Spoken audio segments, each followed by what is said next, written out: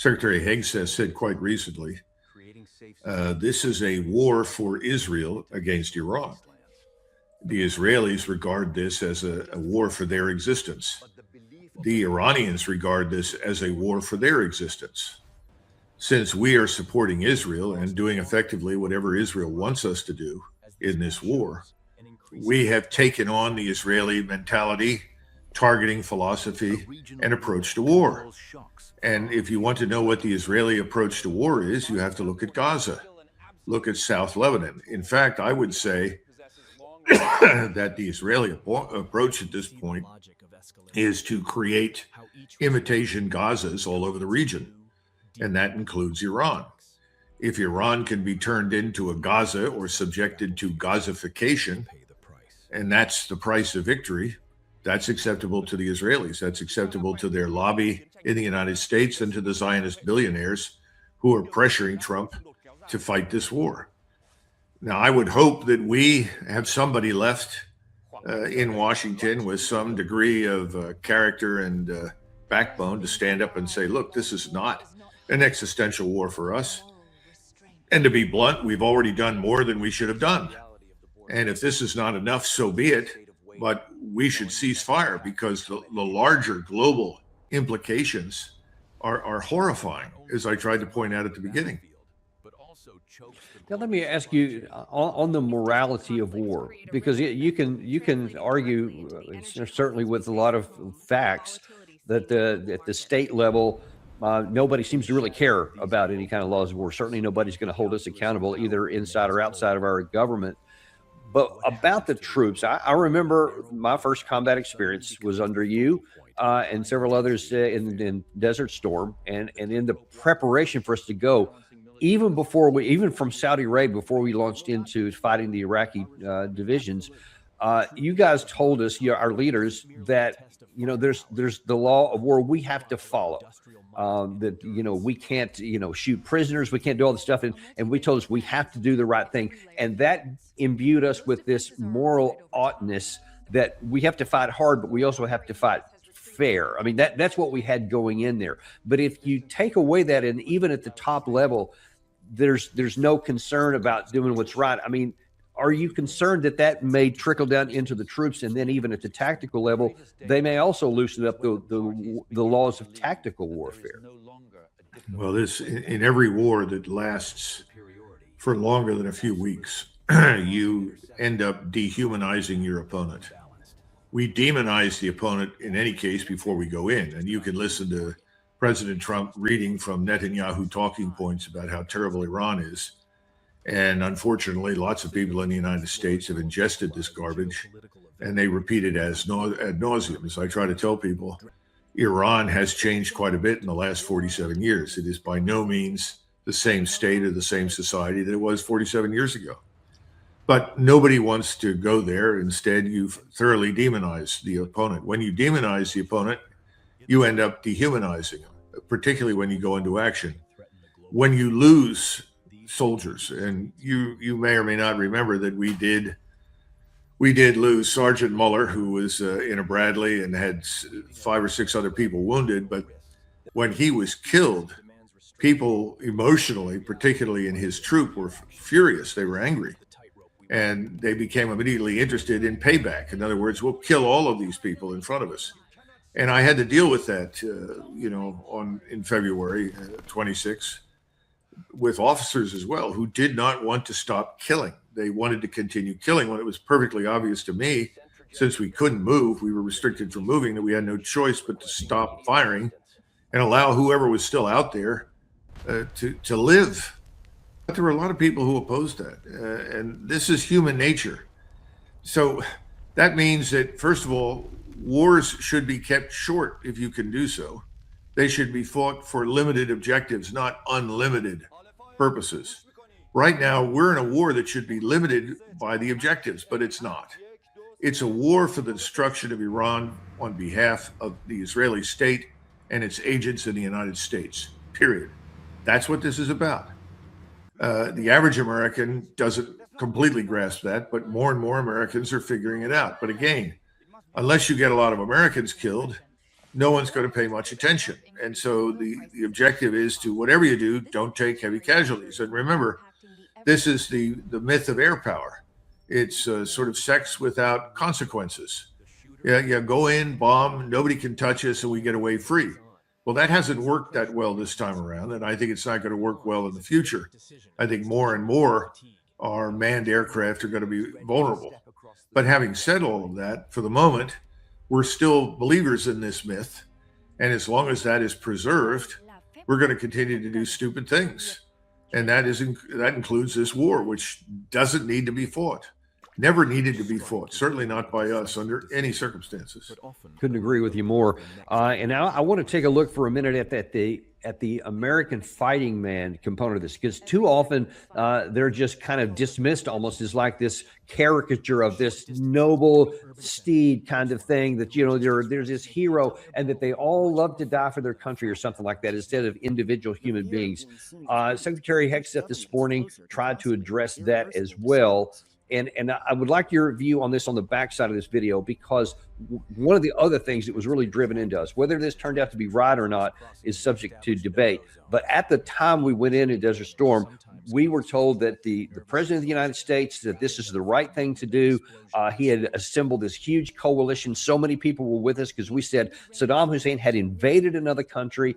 They were at risk of cutting off oil, which could cause catastrophe for the entire world, not just the region, to our own country. And we had to stop this madman. So we believed in what we were doing.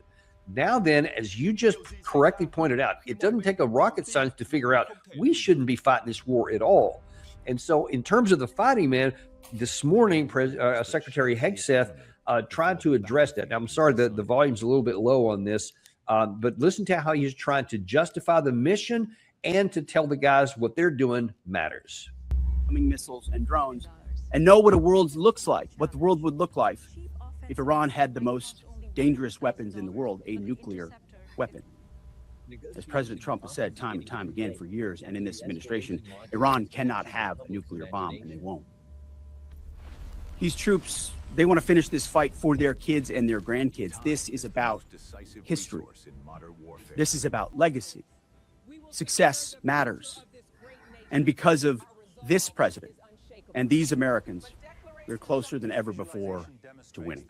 Yeah, that's enough right there, Gary. We're not close to anywhere to winning anything like that. But do you think that's going to resonate from the Secretary of Defense to the troops down there, that you're fighting for your future and they can't get a nuclear weapon or nobody would be safe, when every piece of intelligence from our government said there was no nuclear weapons program? We had obliterated and no effort had been made to revive it. So none of that can be true. How does that affect the guys fighting at the front, especially those who may have to go in on the ground?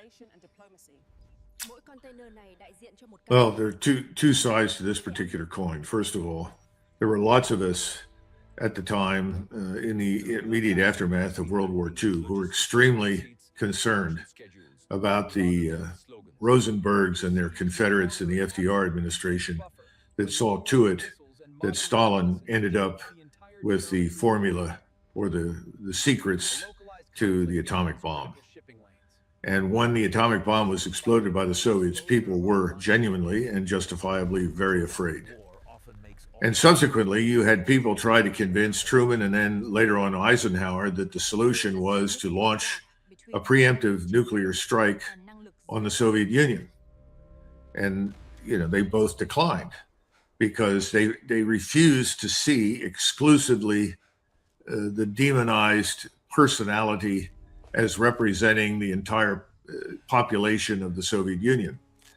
We went through this in the 70s with Richard Nixon in meetings with Brezhnev. Brezhnev actually suggested to him that we and the Soviets should jointly launch a nuclear strike on China's nuclear development facilities. And again, Nixon declined, said, no, I don't believe in that. Preemptive war is not a good idea. And effectively, what we've done now to Iran is preemptively attacked Iran on the assumption that this was going to prevent them from developing a nuclear weapon. In fact, the failure of these preemptive operations, I think, will lead to the point in time when the Iranians actually develop and field their own nuclear deterrent. to prevent us and anybody else from at some point attacking them, for the same reasons that Pakistan and India also developed their weapons. So I don't think that logic holds up. Now, when you get down to the person, and I can't speak for the pilots because they're in a different sphere of activity from us. But if you're on the ground, the best way to stay alive in combat is to kill the enemy before he has a chance to kill you. And you know, I said that repeatedly, and I meant it. When you understand that, you have to understand that there will be mistakes, that people will be killed that you probably didn't intend to kill. But when you've got thousands of soldiers and Marines who are trying to do what you asked them to do, and at the same time also avoid being unnecessarily killed, you're going to have those mistakes. But I don't think that means that everybody goes in with the intention of killing everything that shows up in front of them. That's not necessarily the case. But the longer the war lasts, the more blood that is spilled, the more fighting and killing that occurs, the more likely people involved in this are to take the position, let's just annihilate them and get this over with. Of course, that's always an illusion. No one can annihilate anybody. That was tried during World War II by multiple combatants and belligerents. But that kind of mentality takes over. And again, you have people that are called commissioned officers. Their job is to hold this in check, to contain these emotions. Because if the officer can't do that, then you're going to get the worst possible numbers of crimes. Not because the people that are fighting are bad. They know that the way to stay alive is to kill the enemy first. It's that simple. Yeah, and you know, it's just unfortunately, I totally get that at the tip of the spear. That's the only thing you can do. It would be irrational to do anything less than that. But man, on the backside, if you know some of your mates die in a war that should never have been fought, that's going to be a little harder to deal with. Well, you and I know that happens. Yeah. That eventually happens. I mean, back in 1991, you know, I was disappointed because I thought, if nothing else, we should send a force to Baghdad and demand the surrender of Saddam Hussein and anybody else with him. Put this place under a new set of generals, and then we can go home. But we didn't do that. I do remember that, as a matter of fact. Well, let's take a look at where we are. This one, you have laid out basically how there is no military solution to this. We can't force the Strait of Hormuz open. Ground troops are going to do nothing but basically get a lot of Americans killed. That's not enough to put any pressure on the regime anyway. Well, one wonders if that is starting to get through to the president, because this is the Wall Street Journal reporting today that Trump tells the aides he's willing to end the war without reopening the Strait of Hormuz. It says in recent days, according to this article, Trump and his aides assessed that a mission to pry open Hormuz would push the conflict well beyond the timeline of his 4 to 6 weeks. He decided that the U.S. should achieve its main goals of hobbling Iran's navy and its missile stocks, hobbling, not destroying, and winding down current hostilities while pressuring Tehran diplomatically to resume the free flow of trade. Obviously, when I read that, I'm like, well, that's zero chance. And then they addressed that if that fails, Washington would press allies in Europe and the Gulf to take the lead on reopening the straits. And it seems that this morning that is something he's doing because these are two true sources he posted within 10 minutes. He said, first of all the countries that can't get jet fuel because of the Strait of Hormuz, like the United Kingdom, which refused to get involved in the decapitation of Iran, I have a suggestion for you. Number one, buy from the U.S. We have plenty. And number two, build up some delayed courage. Go to the Strait and just take it. You'll have to start learning how to fight for yourself. The USA won't be there to help you anymore, just like you weren't there for us. Iran has been essentially decimated. The hard part's done. Go get your oil. And then 10 minutes later, he turns to France. The country of France wouldn't let planes headed to Israel, loaded up with military supplies, fly over French territory. France has been very unhelpful with respect to the butcher of Iran, who has successfully has been eliminated. USA will remember. So what do you make of what this allegedly says about where President Trump's mind is right now? I mean, if he can't open the strait, if he can't defeat the government militarily, what other options does he have? Well, keep in mind that Iran did not shut down the traffic through the Strait of Hormuz. Lloyd's of London did that.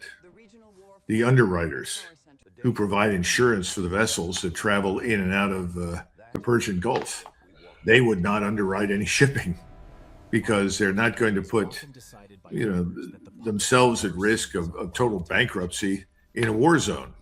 So that needs to be understood. That's why the whole notion of mining the strait or putting in barriers and so forth, that was never necessary. The Iranians understood that. Now, as far as the free flow of trade is concerned, that's going to resume. In fact, some people would argue it's begun to resume. Unfortunately, not at the pre-war levels, although that eventually over many months can change. But the Iranians are simply saying if you are U.S. or Israeli flagged ships, if you are in league with them, if you're supporting them, then we're not going to let you go through the strait. It's very simple. Everybody else is being pretty much told you can do it, but you have to buy your oil in yuan. Now, if he's going to go ahead and destroy the Iranian infrastructure for the oil system, if you will, the energy system, and the desalination plants, then I think that pretty much puts to bed any chance whatsoever for the Gulf to recover over many, many, many years. It's just not going to happen. So these are foolish observations or statements from someone who doesn't really understand what's going on. Secondly, the British and the French, I think, at some point are going to tell us to stuff it where the sun doesn't shine. Harold Macmillan, whom I regarded as a very good British prime minister, had the foresight and the wisdom to keep Britain out of Vietnam. We went to Harold Macmillan and said, we want you to join us in Vietnam. I said, forget it. That has nothing to do with NATO. NATO was always formed as a defensive alliance to defend and protect the people of Europe from communism. That's what it was about. We've been trying to instrumentalize the alliance as a set of vassal states who, on demand from Washington, provide troops for whatever we want them to do. I mean, this is sort of like the Roman Empire. It's ridiculous. It's the kind of thing Napoleon Bonaparte did to the countries that he controlled. And so he would have tens of thousands of Germans and Poles and others fighting for France. This is ridiculous. This is 21st century. That's not going to happen. They're not going to participate. They have no incentive to do so. And this sort of diplomacy by X is catastrophic. You end up offending people unnecessarily and you make yourself look ridiculous. And I think, these opening statements about the Strait of Hormuz demonstrate he doesn't really understand what he's dealing with. But what do you think about the possibility? I mean, this would in one sense be pretty Trump-like to just say, I don't want to keep going with this. It's too costly to keep pursuing, a military solution here. So I'll basically just kind of walk away and just toss it off to the Europeans to try to figure out. I mean, do you think that's a possibility he could do? And what would that look like? Well, I think it's a very strong possibility that we ultimately simply pack up our gear and pull out. I keep telling people, what did we do after 8 years in Vietnam? We left. It took another 2 years after we left for the regime to completely fall apart under assault from the north. But the point is, we had no good ideas. We had no solutions. We squandered American blood and treasure stupidly. There was never an attainable objective. And as a result, we looked ridiculous. But it was, for various reasons, not taken as evidence for our weakness and stupidity. And of course, we did recover from it. Now, what we're doing at the moment is we're beginning to look feckless because we have thrown everything that we possibly can, short of a nuclear weapon, against the Iranians, and it hasn't worked. So if you're sitting anywhere in the world, whether it's Brazil or China or Russia or anywhere else, you're looking at this and saying, oh, this is interesting. Clearly, we can defend ourselves against this. It's not as bad as we thought. So I think we're beginning to look weak, which is what happened to the British after the Boer War. It's not a good thing for us at all. But again, I don't know that President Trump is thinking in those terms. If he's just watching videos that show explosions and things burning without understanding the larger strategic implications, I don't see anything good happening in the short run. But over the long run, if he goes ahead and does what I think he's going to do, we won't accomplish our objectives at all. It'll get worse, and we'll just leave. And that's, I mean, especially if he recognizes that this is beyond military means, we can't win this, then one would hope he would come to that conclusion in action and not send anybody on the ground into a mission which would only cause casualties and then not die. I've unfortunately seen that play out even in Afghanistan, I saw, so I don't have a lot of hopes for that. But it's not only the guys on the ground. And this, I want to take a look at something that's not being given a lot of consideration here, but I know it's something that you pay attention to and wonder what your thoughts are here. This graphic here is showing, because of these attacks like the Eid-3 the other day that got blown up in Prince Sultan Air Base and some of the other aircraft that we've already lost, we've had to move our troops way back. So right now, you are having to fly American airplanes rather, on these bombing runs, some from continental United States, some from Europe, etc. And you can see here, this is the number of sorties and where they've come from RAF Fairford in the UK, from the United States, continental United States. That is putting a tremendous amount of wear and tear on our airframes and our air crews. And there's lots of evidence that says, for every 1 hour of flight time in combat, especially, you have to have like 8 to 10 hours of maintenance time. And when you have to fly that much, what do you have any concerns about the stress that's putting on the air crews as well as the aircraft themselves? Well, remember, during World War II, we and the RAF together lost 18,000 bombers trying to penetrate German air defenses. That's why you had such high casualties in the 8th Air Force, where we lost 58,000 men killed, almost twice the number of Americans in uniform killed that were lost in the Marine Corps in the Pacific. Now, this is a different world today. We spend a lot more money on individual bombers, billions of dollars, and we can't afford to put these bombers at risk. So we've got to be careful where we position them and how we use them. So I think there are constraints on our ability to fully exploit high altitude bombing. They're not profound yet, but they're headed in that direction. I think we have to understand something else. President Trump said this war is going to end whenever he wants it to end. And I think he's telling you by implication that when he decides it's enough, he's going to pull out and leave. And I think the consequences strategically will be extremely negative. We will be finished in the Middle East. I think we're finished there now, frankly. All of these Sykes-Picot states left over from the Versailles Treaty in 1919 are going to vanish. I think there are going to be internal revolutions in the Arab world to deal with these, well, let's put it this way, the Epstein class in the Arab world that rules them. And ultimately, I think we're going to go in, but it's going to be very tough for the reasons that you outlined.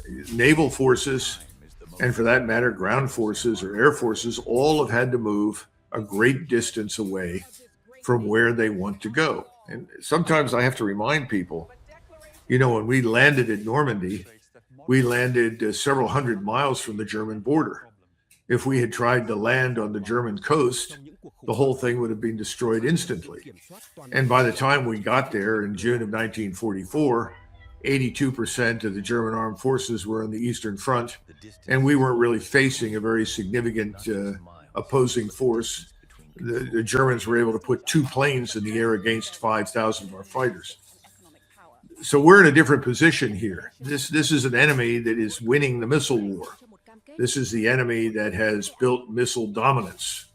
And we've had a hell of a time with it, and I don't think we can change it. We'll see. But my fear is it will go in again, do pretty much what we did the first time around, and simultaneously try to move Marines and airborne infantry, Rangers, special forces, infiltrate these forces into the region. And again, the problem I have with infiltrating, can it be done? Perhaps. But once they're in there and you want to get them out, how do you get them out? Once they're in there, how do you feed them? How do you clothe them? How do you get them water? All of these problems. So, you're presenting the right picture for everybody strategically, what a challenge this is.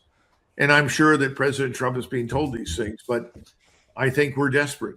And I think our desperation will overwhelm our common sense, and we'll go ahead with it. Well, we don't have a lot of good track record of not doing what you said there. But let me ask you a question. We talked to you a number of times before this war started, and we asked you a bunch of things about what we could have done. You said a lot of things about in the years past about what President Trump should have done when he first came into office about the Russia-Ukraine war, which obviously could have saved unbelievable amounts of resources for the United States had he done that, but he didn't. He didn't take your advice here, and he did start this war. What can he do now? If you were advising President Trump right now, with all the things that have happened, the war we've got, not the war we wanted, and the situation we've gotten ourselves into, and the fact that Iran now controls the Strait of Hormuz and there's nothing we can do militarily to stop it, what advice would you give the President Trump to do right now? Two things. First of all, right up front, I would urge him to go back and look at something that Robert Work, a former Marine officer who eventually became the Deputy Secretary of Defense under Obama, said in 2010. And this was something he wrote. He said, the Navy Marine team will never contemplate literal maneuver, in other words, maneuver near the coast of any opponent, until an enemy's battle network capable of firing dense salvos of guided weapons, read missiles of all types and kinds and drones, is suppressed. Consequently, the initial phase of any joint theater entry operation will require achieving air, sea, undersea, and overall battle network superiority in the quote unquote amphibious objective area. Now, the question is, can we do that? That's what I can't answer. I don't think we can, but it may be that we have now found the magic sauce that will allow us to go back into Iran, systematically root out all the missile launchers and underground missile cities and so forth. I don't know. I think it's unlikely. So that's the first part of the answer. The second part of the answer is, it's time to admit that we don't have a military solution to the problem. And I would urge him to make that statement publicly and say that we would rather settle this, short of war in some setting and ask for countries that are willing to do so to mediate. Now, that's something he's not going to want to do, Dan. This is a man for whom everything is mortgaged to vanity. He and his persona are at the center of everything. This is now his great war. Now, we all know it's because of Israel, and he's trying to utterly destroy Iran on behalf of Israel. But the truth is, he's now taken this on board. In other words, he's adopted the Israeli mentality, is not just Israeli talking points, the Israeli way of war. And that's unfortunate. But that would be the other thing that I would urge him to do, because if you understand what Robert Work meant in 2010, you recognize the enormous challenge that we confront today in the Persian Gulf, then he might step back and say, well, then we've got to find another way, and that way will not be with military power. But I don't think we're there yet. And of course, he doesn't seem to care in the least what the economic consequences are. I think his war is driving us into a very deep recession.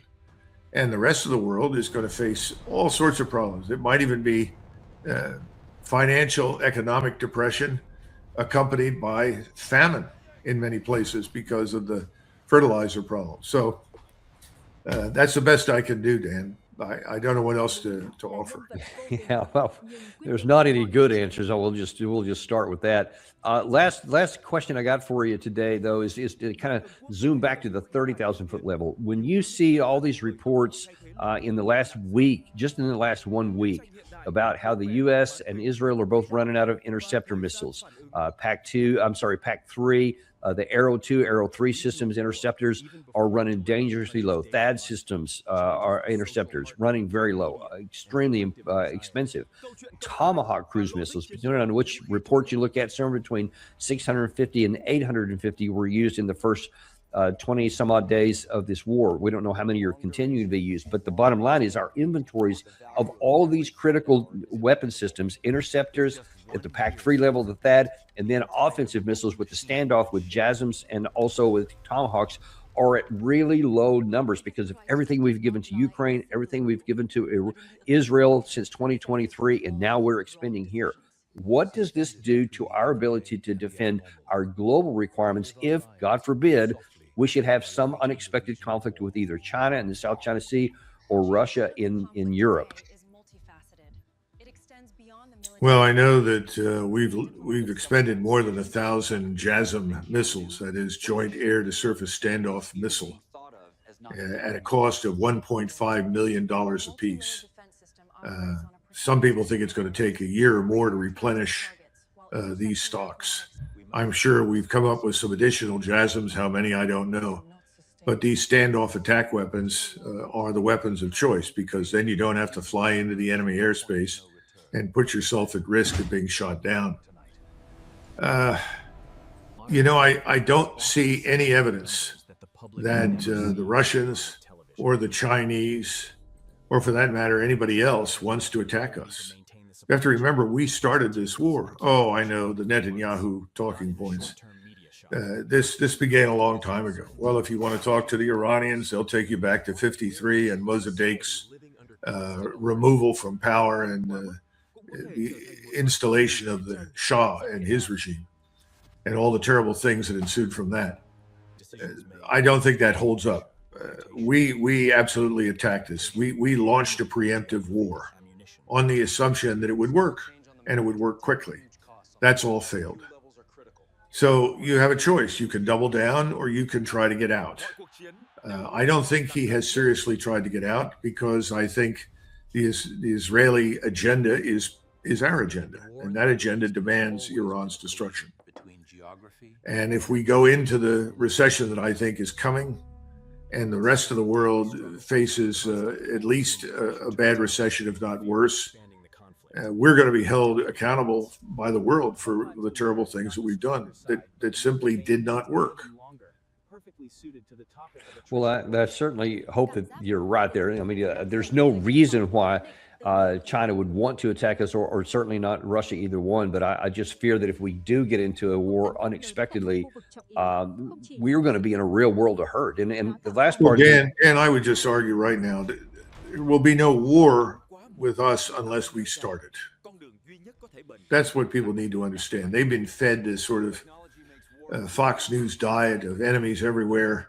We have to have this enormous armed forces and be prepared to strike and bomb and attack everyone everywhere all the time. That's not true. Our biggest problems from a national security standpoint, they're south of the border. They come in the form of drug cartels, many of whom are extremely well armed now, as we have discussed before, with drones and cruise missiles and a lot of things that people don't realize. That's very dangerous. That's where our focus ought to be. But we're not focused there. We're focused elsewhere. But, the Chinese and this Taiwan thing, this is ridiculous. To try and fight China over Taiwan is sheer lunacy. yes, It would make the Persian Gulf look like an afternoon outing. Same thing for Russia. I mean, we have not put forces into Western Ukraine. God help us if we do.